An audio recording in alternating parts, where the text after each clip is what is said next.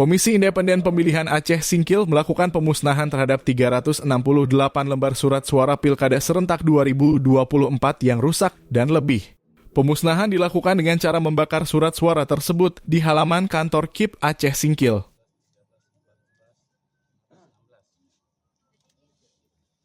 Kegiatan ini dihadiri oleh PJ Bupati, Kepala Kejaksaan Aceh Singkil, Kapolres, Dandim 0109 dan Panitia Pengawas Pemilu Panwasli Aceh Singkil pada Selasa 26 November 2024.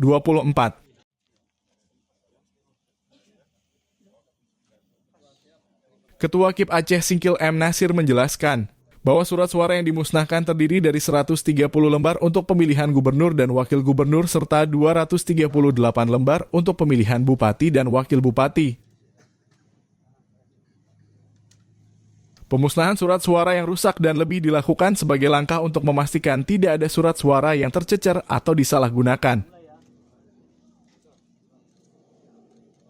Dalam kesempatan tersebut, KIP Aceh Singkil juga mengajak masyarakat untuk turut serta dalam pemilihan yang akan berlangsung pada hari Rabu 27 November 2024. Nasir mengimbau warga yang sudah memiliki hak pilih agar datang ke tempat pemungutan suara atau TPS dan menggunakan hak suara mereka untuk meningkatkan partisipasi pemilih.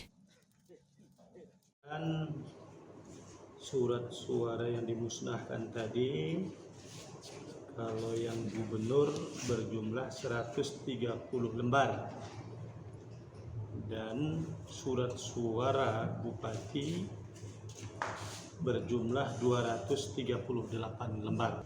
Untuk total semua 368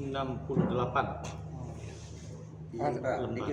Itu apa di keseluruhan suara rusak atau lebih, Pak? Kategorinya ini ada rusak dan ada lebih.